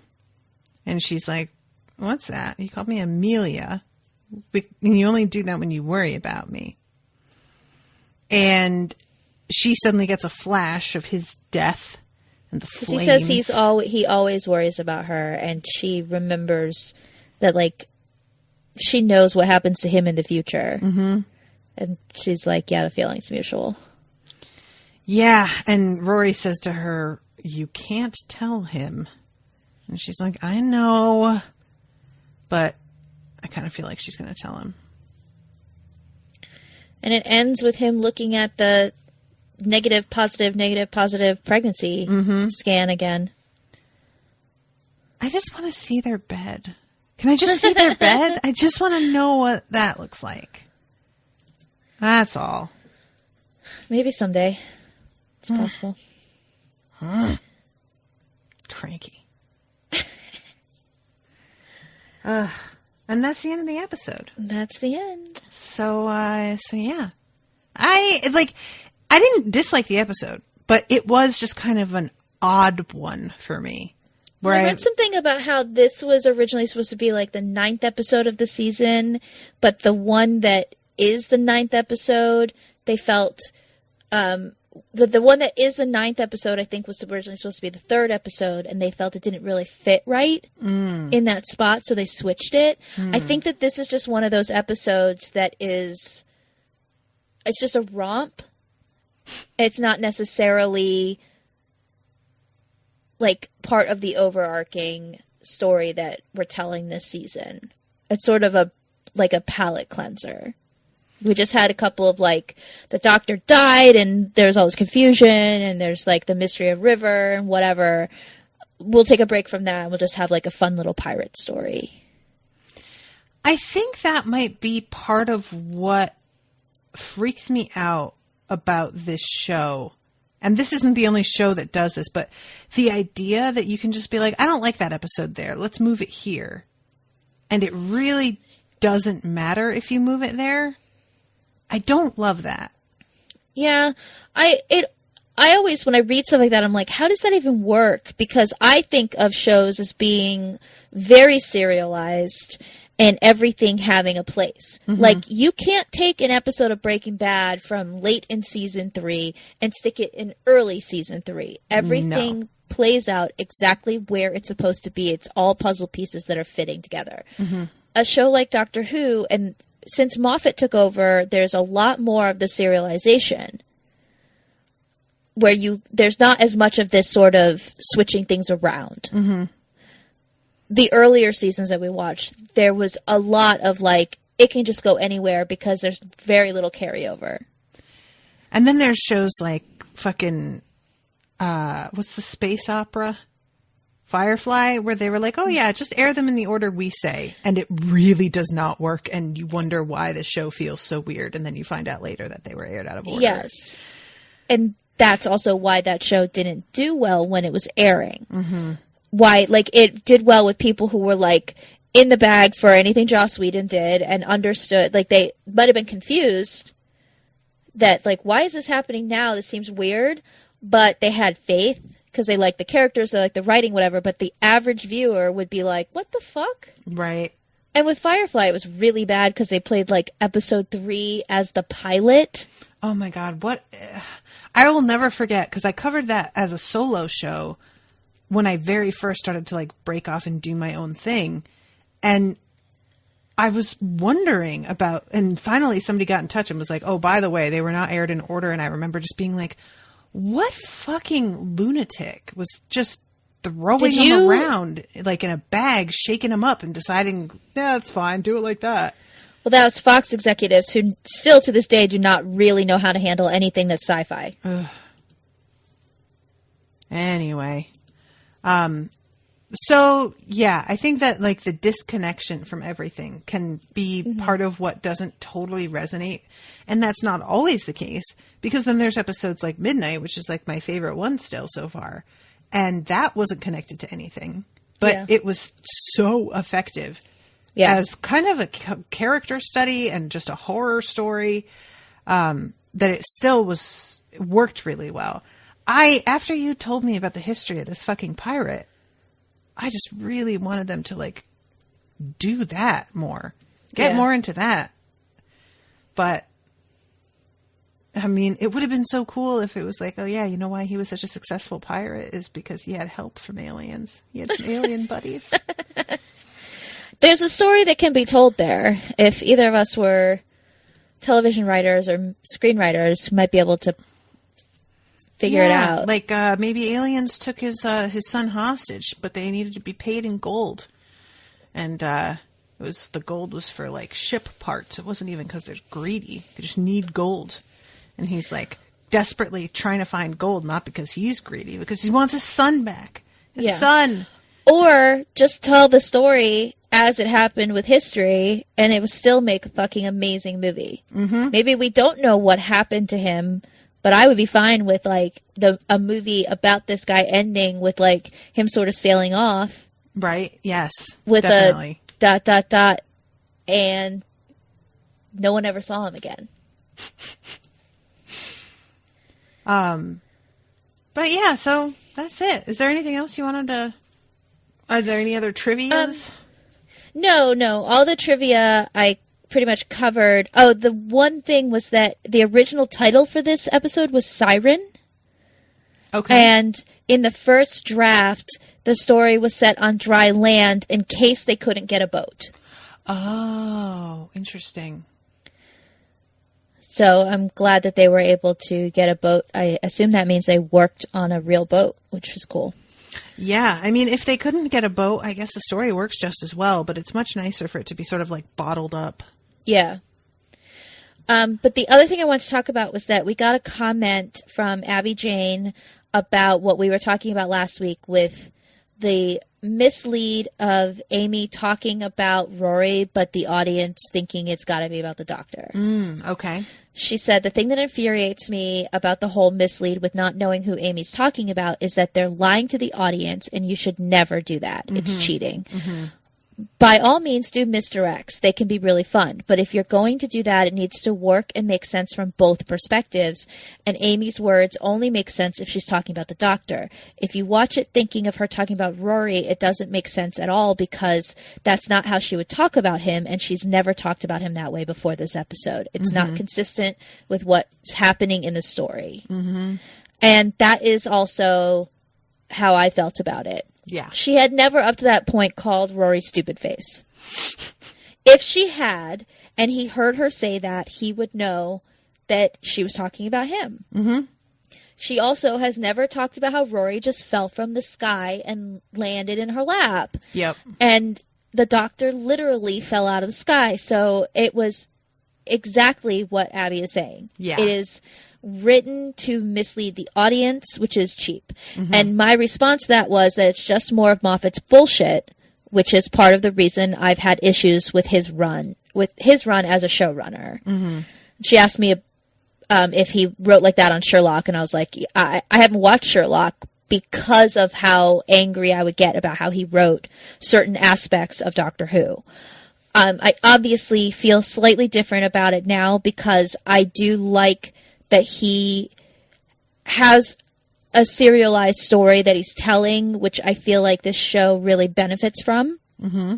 I'll always have minor or major quibbles about how he writes certain characters or how he writes women, because there's nothing a rewatch is going to change about that aspect of his issues. But I used to think that I just really didn't like the Moffat run because I don't know, I just didn't connect to it the way that I had to previous stuff, and now that's switched. So I don't know if he makes these same sort of gaffes on Sherlock or not, especially the women thing. And I don't want to know exactly the answer because I would like to maybe check that show out. And if people are like, oh, he writes women fucking terribly on that show, I'm just going to be like, you know what, then I'm going to skip it. I'll say it's a mixed bag. Yeah. That's what I will say. Okay. Yeah. But yeah, I think that's exactly it, is the fine line between a misdirect and lying. And come on, they know that they're lying. That's not the same thing. And it's especially insulting because you're doing it to your audience. If there's something happening in the show that is a misdirect deliberately for a character to be misdirected on purpose for plot reasons, I understand that. But this is lying to us. So that we're like, oh my God, this is fucking happening again. Why is she obsessed with a doctor? She's married now.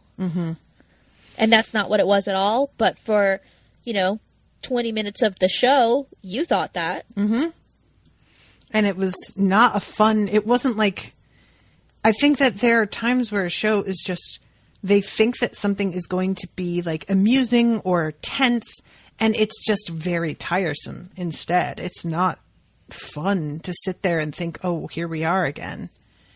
And I really wonder because, I mentioned that interview where Moffat realized that having her throw herself at the doctor at the end of that season or at the end of that episode, that was a bad idea. And I have, within that interview, there were no further questions about his feelings on the rest of the way that he chose to play it. But I would like to know if he regrets having her go back and forth like this between Rory and the doctor so many times. Because I feel like this is just such a crutch of the show in general, is to just have the companion be in love with the doctor. And I don't have a lot of respect for shows that seem to need a romantic angle to shove some drama into situations. Romance isn't the solution a lot of the time. And it can be done really badly. It's mostly done really badly in general across books, television, movies. Romances are often tedious and boring, and I don't care about them. There are exceptions when it's done very well regarding the script, or when two actors have amazing chemistry and you're just like, okay, yeah, obviously these two need to go fuck immediately. But most of the time, I don't think throwing a romance into things helps a story be more interesting. And I just think that, like, the writers in general for this show just tend to do that and think that that's, like, accomplishing something that it's certainly not in my eyes anyway. Like, it's not what I'm here for. And it's reducing your characters when the fucking companions have all been women. It makes them all objects in this way, sort of, you know? And I just, can't we not? That was why Donna was just such a fucking breath of fresh air. It was like, not only is she not interested, but she doesn't understand why anybody would be interested, which was part of what made it so funny. Mm-hmm. But yeah, I don't know. I am, anybody who follows my work knows that I don't have a lot of time for romance mostly. Like, I just find it really, really frustrating. And when you do this sort of thing, you prove to me that you can't handle writing romance because you don't know what makes romance good when it's good, you know? Yep. So, yeah, not trying to beat a dead horse here or anything, but anyway, I agree with that comment, is what I'm saying. But I'm hopeful that now we've gotten away from that anyway. Fingers crossed. Because it seems like things are sort of settled between her and Rory. And he accepts that she's, you know, truly into him. She married you. But that still wasn't enough reassurance. And I'm not mad at him for that. That's really just, what an awful feeling. To feel like, technically I should feel that I've won. And yet I don't. That sucks. Sorry, Rory. In summary, Rory deserves better. Say it with me, folks. Rory deserves everything. He's the best. Honestly, Amy deserves better too, though, like in terms of writing. So, oh, for sure. This is not just a Rory problem anymore. My complaints about any complaints I had about Amy were never about the actress or how she played the role necessarily. It was, there have been times where I'm just like, ugh, about how she's written. And some of it is the, like, perpetually throwing herself at the doctor when she has this great guy. Mm-hmm. And throwing herself at the doctor on the day of her wedding. And that stupid thing that she said that sounded like it was about the doctor, but it was actually about Rory. It's like stuff like that where I would just be like, ugh. And there are times where I felt like Amy was a brat, which we saw a bit of in the last season, mm-hmm. which I didn't enjoy. And that's about the writing, not about Karen Gillan. I think a lot of people, when I would say like, no, Amy's not my favorite, they would just be like appalled at the idea of it. But I was like, it's because she's a brat. I love Karen Gillan. Mm-hmm. And I love Karen Gillan even more now because of Nebula. She's a fucking hero. She's such a good actress. I can't deal with her performance in those Avengers movies. I just want more for Amy because I think she deserves more as a character. Yes, agreed. Yeah, I mean, Amy really interested me initially.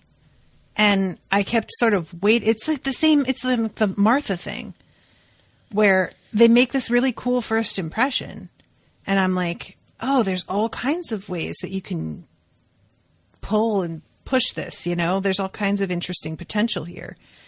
And then I keep waiting for it. And the show just doesn't seem to want to do that.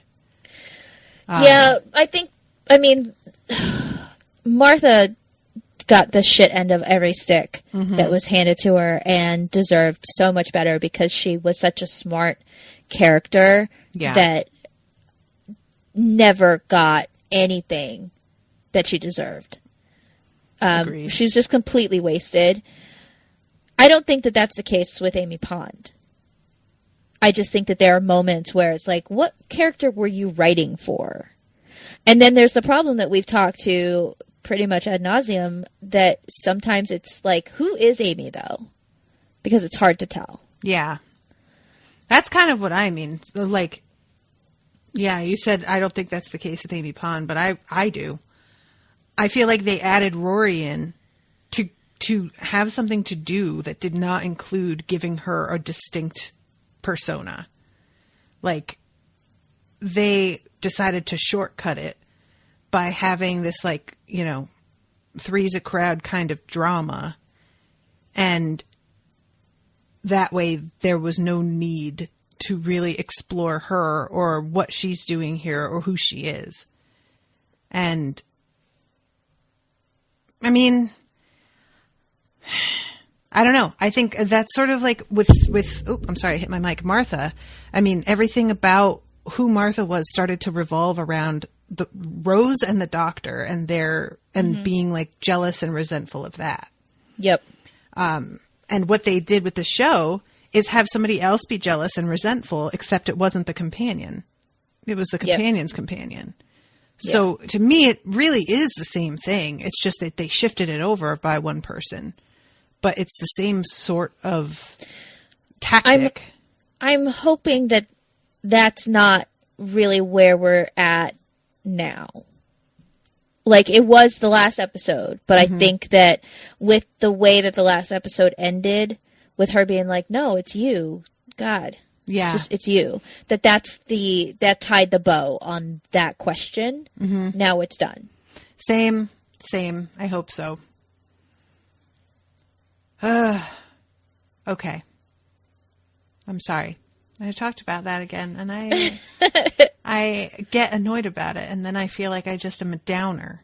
And no. I'm sorry. I think people understand. Obviously, you know, we talked about this last week, and we got some comments about it that were like, yeah, I totally agree. Mm-hmm.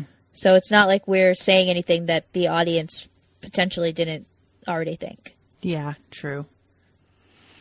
All right. Well, is there anything else that you want to add before we wrap this sucker up?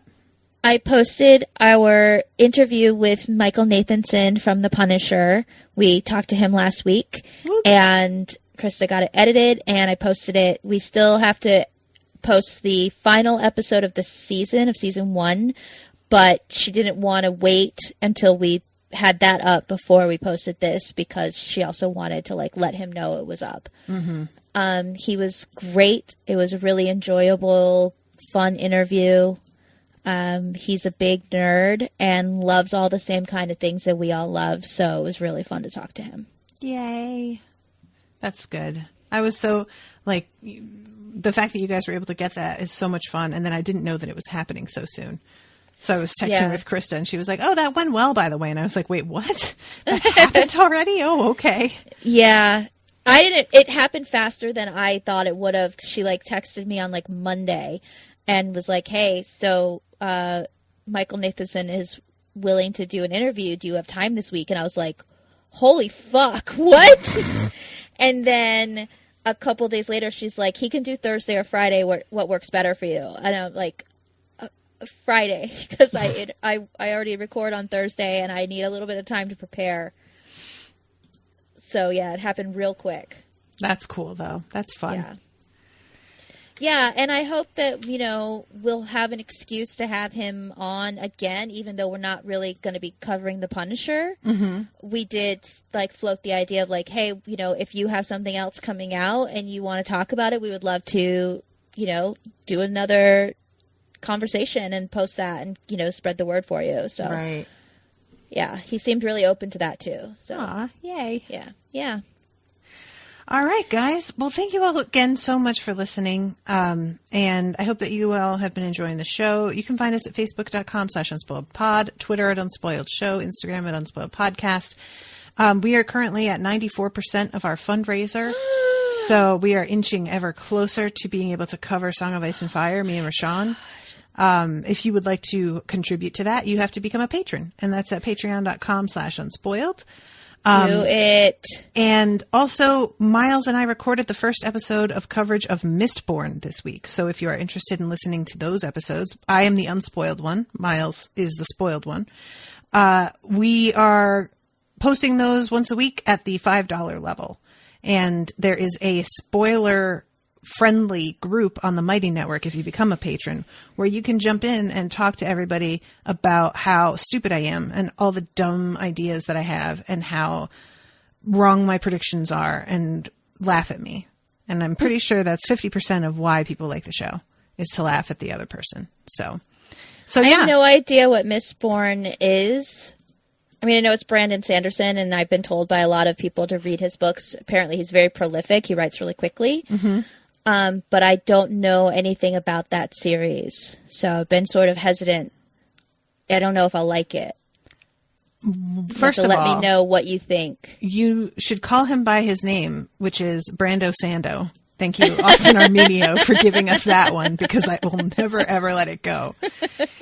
And secondly, it is extremely Grisha-esque. So really, you will like it, and you should definitely read it. You know what I don't need is to buy more books, but fine. Fine. Honestly, it's like, it gives me such vibes of it that I even mentioned to Miles in the first episode. I was like, you should definitely check out the Grisha series, actually, buddy, because you would like it.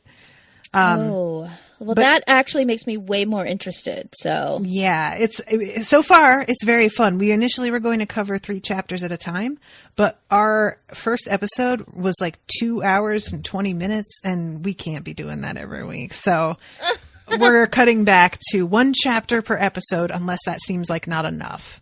Wow. And that will draw things out. We had intended to finish the first Mistborn book right around when Midnight Sun is coming out, the Twilight from Edward's perspective, so that we could double back and then talk about that. And we're still going to talk about Midnight Sun, but it's not going to line up with its release date the same way, because we're going to be so much slower now than we intended. Okay. So anyway, that's what's happening. Once we are reaching toward the end of the Mistborn coverage, and if you are, only here for us coming back and reading Midnight Sun, I will keep you all posted about that. But if you haven't tried Mistborn, y'all, I so far recommend it. The world building is excellent. It's just one of those things that's hard to pinpoint when it's done well, why it works so well. Mm-hmm. And this is one of those times where it works really well. And I can't give you an answer as to why that is, but it just comes together. Well, he has been recommended to me by so many different people from so many different aspects of my life. Mm-hmm. So maybe I should start trusting that people are like, no, you would like this, so you should check it out. Maybe and actually I should follow That advice. people know what the fuck they're talking about. I mean, it's a constant struggle. I don't blame. Most people don't. Let's be honest. Yeah. They don't. So and it's hard with recommendations of especially books, often movies and TV shows. Like, if I don't like it and you like it enough that you're like, you should watch it, you should read it. Like, if I don't like it, then I'm disappointing somebody that I care about. Mm-hmm. Yep. But when the same people recommend things to me that I end up liking, I should trust their opinion, because they obviously aren't recommending it just willy-nilly. Right. And of course, you have to, that's exactly it. If it's somebody that has earned your trust by recommending something you like already, then that's one thing. But, if Candace is telling you that you're going to like something, Candace likes the Star Wars prequels. I'm not listening to her. Sorry, Candace. Not happening. I don't trust you. We had this discussion recently, and no. So there's that. I don't think Candace even listens to the show, but if she does, hi. Oh, she loves these seasons of Doctor Who, so she possibly, I think she was holding off to listen until we got to Matt Smith, so hi, Candace. I love that, though, because I can hear her laughing angrily, because that's what she does when we talk. That will happen, is an angry laugh of yeah, you're funny, but bitch, watch yourself. But anyway, yeah. So Thank you guys again so much for your support. I'm super excited about getting to cover Song of Ice and Fire because that looks more and more like it's going to happen. And I just think that's going to be great. It really is. If you guys are on the fence, like seriously, it's going to be so good.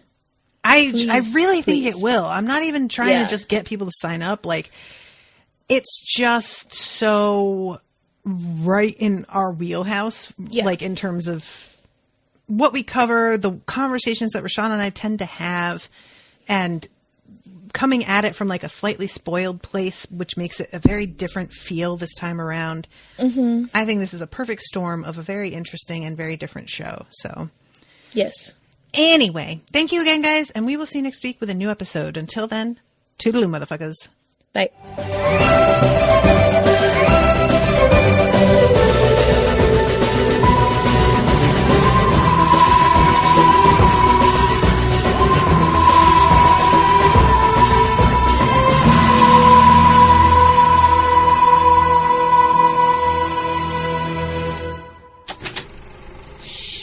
That was an Unspoiled Network podcast.